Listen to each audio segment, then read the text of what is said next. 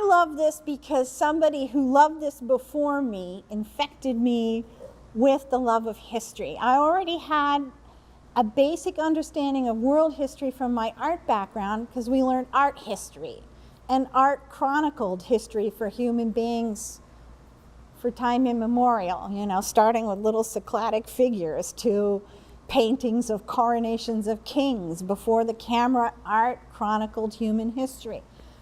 So when I was a wifey hire overseas in Germany at the 1st Armor Division Museum, I got thrown in with a couple of armor historians, and they made military history and world history come alive to me because I now understood some of the nuances that you miss in art history, and they married very well.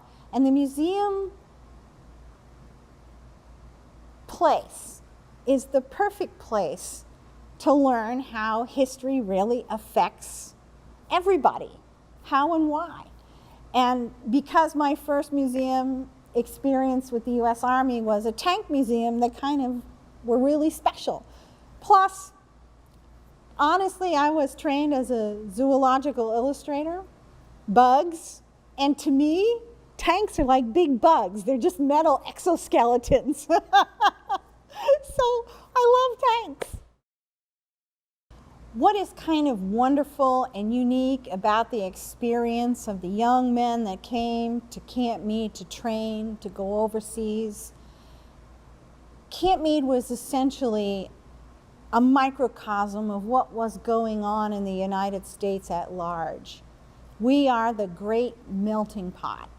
And Camp Meade was, to steal a phrase from Gene Fax, who's an author who wrote a book about the 79th Division, Camp Meade is the little melting pot.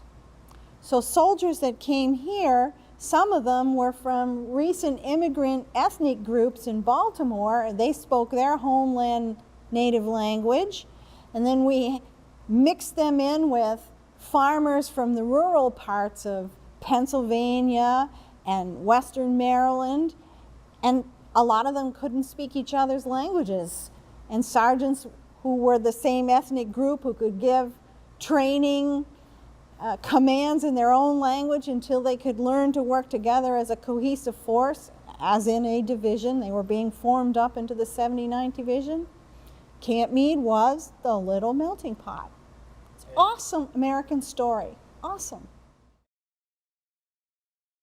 At any one time, we had 12,000 horses here at Camp Meade. Now, anyone who knows horses, and this is a horsey state for sure, that an average size horse, like a quarter horse, will eat half a bale a day. So you have 12,000 horses in one place, that's 6,000 bales of hay a day. And we really don't have trucking. We had to bring it in by rail. And the reason for that is the Army didn't always move on its feet, it moved on horseback. And if you have a lot of horses in one area, you need to feed those horses. And we were not a car nation yet in World War I. We were in that transition, the Industrial Revolution, where we were moving from horseback to automotive, but we still weren't there yet. So we had trucks and cars and tanks in World War I, but we had horses too. And in the mire and the mud, the trucks couldn't get through. The only thing that could get through was horses. So we sent 250,000 horses to Europe, the United States Army. So at Camp Meade, we had a remount station, which is a holding area where we pull horses from all over. We pulled them from Western Maryland, we pulled them from Pennsylvania, Northern Virginia. We brought them here, we broke them, meaning made them usable. So then they would be assigned or issued like equipment. So they would be issued like a set of boots would be issued. They were viewed as equipment. The Industrial Revolution, after automotive took over, kind of changed our view of horses and turned them into what we know them today as pets. But back then, they were just tools. Bilingual, French was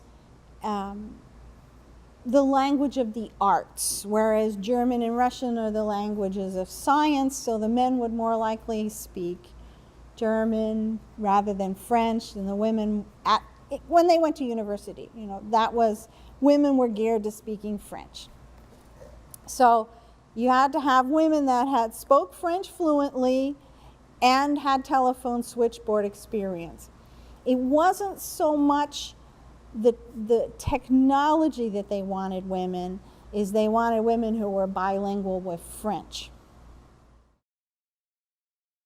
The culture had changed, you know, and we were not as segregated in the culture in World War II as we were in World War I. In World War I, we were a very segregated army. In World War II, not quite as much.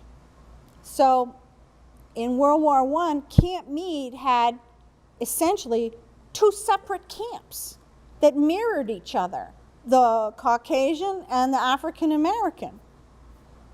So if there weren't enough officer material in African American unit, they would get a white officer, but they tried to get African American officers. And sadly, in part because white officers didn't want the black troops to command. They considered that a negative mark on their career. And I'm trying not to offend anyone, but that's the way it was. World War I introduced a new technology that we still have today, and that is armored fighting vehicles, aka tanks. And we had two types in World War I. We had what is like a Stryker brigade today, you know, one that went out ahead of the troops. And then we had the heavy tanks that went with the troops. And we did not have tanks before World War I started for America. So even though the war had started in 1914, we didn't enter until 1917. And the United States did not have any tanks. So Europe sent us a few tanks. The French sent us some French tanks, the British sent us some heavy tanks, but for the most part, we were training without tanks before we got overseas. We'd get overseas, and then we were issued tanks by the British and the French, and we trained over there. When our officers were overseas in the French and British schools for armor, we decided we need a school too. So after World War I, 1919, Camp Meade was chosen to be the armor school for the U.S. Army. And the reason it is with the Army is in World War I, armor served as infantry support. So a school was set up here, and it was here until 1932. I think it went to Benning. 41 it went to Knox. Now it's back at Benning, but it all started here. We're the birthplace. When we formed up the school, we picked the officers that knew the most.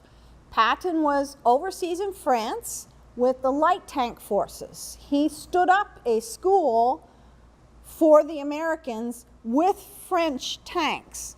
There was a French tank school, but they didn't want us there. They said, here's the tanks, you go have a school over there. So Patton was in charge of that school.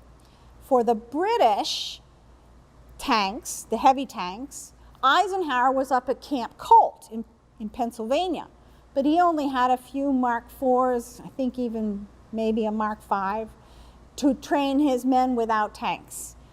He did not go overseas. So after the war, when America stood up a tank school, they brought Patton with 300 working Renaults and I think 200 or 300 more to part out to Camp Meade. And Patton was in charge of the light tank half of the school. And then we came back with British heavy tanks, and Eisenhower was brought from Camp Colt here, and they changed the name, and we became the 16th and the 17th Tank Battalions, one heavy, one light, and Patton and Eisenhower were in charge of those two battalions. And then Rockenbach was in charge of the school. In World War I, the Army decided we're going to open the officer corps to anybody. Prior to that, even up to the Spanish-American War, we were on the British regimental system. So the regular army was very small, and if we went to war, we would raise regiments, and by default, it would be commanded by a wealthy, aristocratic American blue blood, because to raise a regiment, you had to pay for the soldiers, shoes, uniforms. If you wanted to be an infantry officer, if you wanted to be cavalry, you had to buy their horses too. Artillery was for the wealthiest of the wealthy, so they had to buy the guns. It wasn't the army that did that. The regular army was very small. But when we changed that, it opened the officer corps to anyone in World War I, which meant now the old aristocrats had the young Turks coming in without any money, and as so they thought, without any sophistication, and there was a little time period in the officer corps around World War I where we had to work that out, and it was happening elsewhere. That system of the American robber barons being this far above the average American, our society has slowly and slowly been moving to more homogeneous economic statuses, and so that was happening in the officer corps of the United States Army as well at that time.